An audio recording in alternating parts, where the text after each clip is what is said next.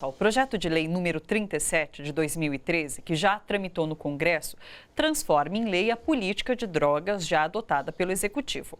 O atual ministro da Cidadania, Osmar Terra, autor do projeto, anunciou em março o aumento de vagas e verbas para as comunidades terapêuticas financiadas pelo governo federal. Serão mais de 153 milhões de reais por ano repassados para as instituições. Segundo ele, as comunidades são decisivas para enfrentar a epidemia das drogas. Bom, quero saber dos nossos entrevistados. Existe uma epidemia de drogas aqui no Brasil? Olha, o conceito de epidemia é um conceito técnico, Sim. Né? Que é num dado espaço de tempo ter um avanço, um aumento de prevalência naquele intervalo de tempo. Isso é um conceito técnico que tem que ser definido por cientistas. E por órgãos de pesquisa do país extremamente competentes como a Fiocruz. A própria Organização Mundial de E Saúde. a própria Organização Mundial de Saúde também tem critérios de epidemia ou não. A questão que envolve a Fiocruz é que o governo atual, ele vetou a publicação de uma pesquisa feita pela Fiocruz que mostrava o álcool como um problema muito maior de saúde Sim. pública e em quantidades crescentes de incidência relativamente às outras drogas. Sim. Como interessa ao governo, possivelmente, dramatizar as outras drogas para justificar internações involuntárias, abstinências compulsórias.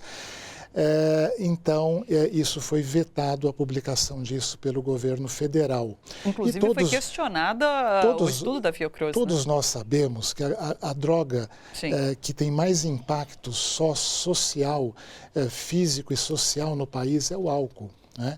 E não interessa este atual governo, assim como não interessou a vários outros, enfrentar o lobby da indústria que produz as bebidas alcoólicas. Claro. O próprio ministro, ontem, num programa de entrevista, o ministro da Saúde, foi claro, isso é uma questão do Congresso. Ele não vai se envolver nisso. Ele disse que isso quem decide é o Congresso.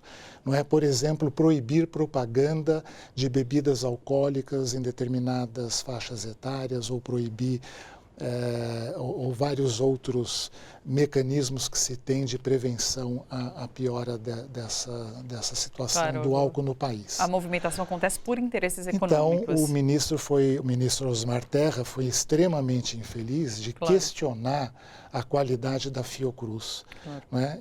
Então, se ele questiona, comprove, né, que a Fiocruz não seja uma instituição extremamente séria. Sim, Maurício. E digo mais, né?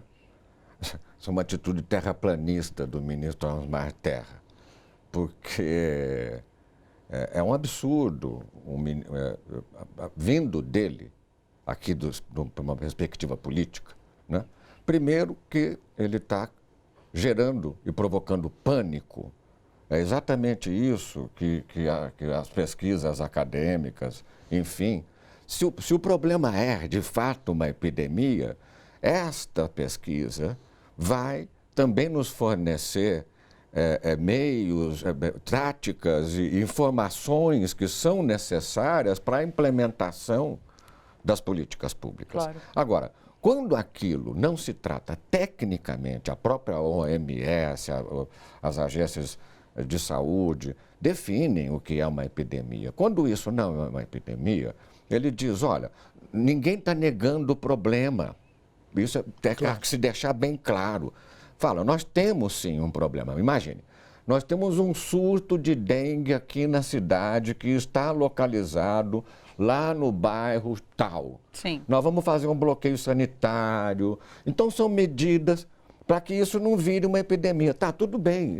As próprias políticas públicas que vão surgir daí se definem as pesquisas a partir dessas pesquisas. Claro, né? Mas agora, quando você ataque... nega uma pesquisa, a atitude terraplanista que eu estou dizendo do Terra é essa. Quando você nega uma pesquisa dessa de uma instituição que é uma referência mundial, que é a Fiocruz, e ainda descredencia a Fiocruz dessa maneira, isso sim E ele não pode alegar ignorância, porque ele é um médico, ele foi secretário de Estado da Saúde do Rio Grande do Sul, né?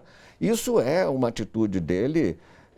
Mas que está alinhado esse governo que tá ataca a pesquisa científica, alinhada, realmente. Tudo bem, mas dele não se pode alegar ignorância, Claro, que ele não saiba o que é a claro. Fiocruz. É só má fé. Sim.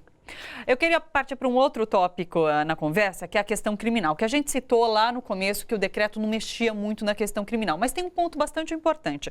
O decreto ele coloca que a diferenciação entre usuário e traficante ocorra não com base na quantidade de substância apreendida, mas observando o local, as condições em que se desenvolveu a ação de apreensão. Enfim, abre margem para o tratamento diferente por parte dos policiais. Você fica a critério de um julgamento dos policiais que vão fazer aquela apreensão, certo? Aqui, isso é muito perigoso. O critério ele tem que ser objetivado. Sim. Eu penso particularmente que não seja só definido pela quantidade de droga que a pessoa está portando, mas também isto. Além dos outros critérios, histórico anterior, onde a pessoa estava, qual era a atitude da pessoa que se faz em audiências de custódia. Né? No limite, sim, você pode fazer essa avaliação até imediata, não é? Por um juiz, junto a um profissional da área de saúde, para definir se aquela pessoa é um usuário, se ele é dependente, né? Ou se ele é apenas um traficante. Não é? Então, separa-se o que for do crime, vai para a justiça, vai para o crime. O que for da saúde tem que ir para a saúde. Mas que critérios utilizaram? Então, os critérios hoje ainda são subjetivos. Sim, inclusive está tramitando no STF essa discussão. Subjetivos. Na medida em que eles são subjetivos, isso abre um poder discricionário muito grande para o policial, não é? Em apreender o indivíduo de periferia, claro, o jovem, negro pobre, etc., exato, etc. Né? Isto é fato. Isto é fato. Isso impacta o regime prisional. Esse encarceramento que a gente já tem desse tipo de injustiça. Assim como na nova lei de drogas, você dá o poder discricionário ao médico para ele internar o paciente se ele achar que deve internar. Sim. Não existem filtros normativos para se contrabalançar isso. O que eu queria falar agora sobre a questão do crime, porque essa propriamente é a minha área de estudo, nós temos debatido muito. Sim. Inclusive na Comissão de Direitos Humanos da Ordem dos Advogados, da qual eu faço parte, no IBCCRIM, enfim, sobre essa questão de critérios, né? Nós entendemos o seguinte, e aqui um reparo, a gente sempre está falando do tal decreto. A legislação em vigor sobre drogas, ela já traz no artigo 28, que é o artigo que criminaliza a posse para uso, os critérios que deveriam ser adotados para se distinguir o usuário do traficante. Acontece que esses critérios são subjetivos, né? E mais do que isso, né? Há um acento na pessoa, né? Então, o que vai acontecer? O histórico de vida, o local onde reside, a sua classe social. Claro. Então, isso é o que a gente chama de direito penal do autor. Eu não estou punindo a pessoa pelo que ela fez, mas pelo que ela é. Sim. Isso contribui para que exista isso que a criminologia chama de seletividade do sistema penal. Nós temos um público-alvo, que neste caso, basta ver qualquer presídio nosso, né? É o jovem negro da periferia, né? Esse é o público-alvo. Tanto que a população carcerária é constituída quase de 70% esse é o perfil do nosso preso. E a maioria das mulheres presas. E das mulheres também. Verdade. E a seletividade do sistema se reafirma assim. Então, o que a gente tem discutido é o seguinte. Por exemplo, eu estava citando a política portuguesa. A política portuguesa descriminalizou esse crime de porte para uso. Mas com uma quantidade, com e quais aí ela critérios? estabeleceu, e lá os problemas de Portugal são de drogas que nós, inclusive, não temos aqui os opiáceos, heroína, morfina, enfim. Sim. Ela estabeleceu quantidades que, através de pesquisas, eles chegaram que eram suficientes para o uso de uma pessoa por uma semana. Então, tantos gramas de heroína, tantos gramas de morfina, tantos gramas de cannabis, que é a maconha, tantos gramas de cocaína, tantos LSDs, tantos êxtase. Há um critério rigoroso objetivo, mas esse critério deve ser adotado, né, na nossa opinião, naquela forma quanti-qualitativa, né? Porque o critério objetivo vai servir, na verdade, como um padrão, o piso, o teto, né? Claro. Perdão, teto não, o piso. Quer dizer, daqui para baixo... Existem várias camadas, né, de entendimento. Daqui para baixo, dessa quantidade para baixo, eu tenho que tratar essa pessoa como usuário, ponto. Sim. Ah, mas aí vem a pessoa e fala assim, mas aí o traficante vai dividir num punhado de pacotinho, com aquele tantinho. Escuta, é melhor isso, porque daí a polícia vai ter que investigar, a polícia não investiga. Sim, não chega a quem está dividindo A polícia não investiga. Os pacotinhos. Todos os nossos casos são casos de flagrante. Sim. O flagrante é um acaso. Sim. Não há uma investigação policial séria neste país. Sim. Né?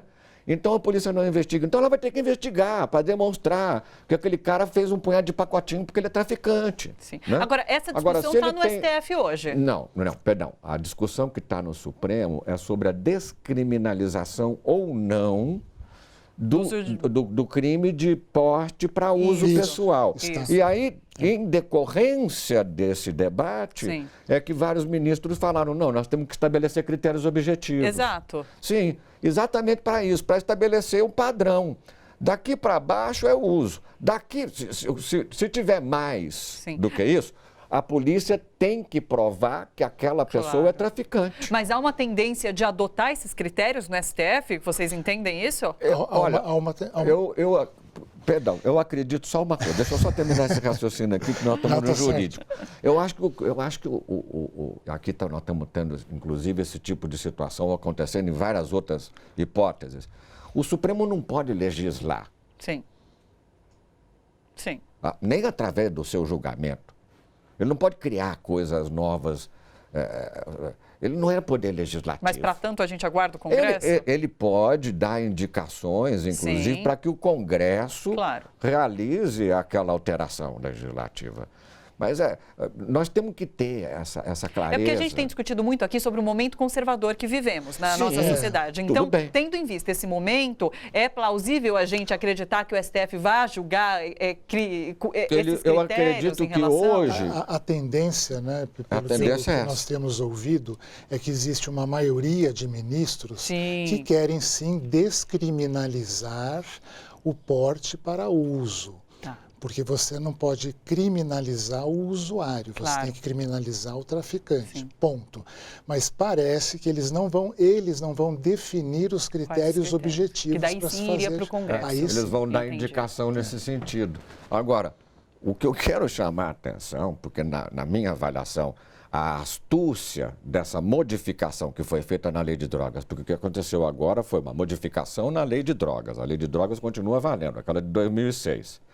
Mas essa alteração, veja que forma astuta, ele não foi mexer no crime de porte para uso pessoal, até porque ele sabe que está em discussão no Supremo e que provavelmente isso vai ser descriminalizado. Sim. Ele criou uma outra modalidade. Mas o decreto já coloca que eles são contra a descriminalização. Sim, tudo bem, mas o decreto nem me interessa, o decreto. Eu estou discutindo dois diplomas legais. Sim. Porque o decreto a legislação é do Executivo. Hierarquicamente, quem nos vincula são diplomas diferentes e quem nos vincula é a lei. Né?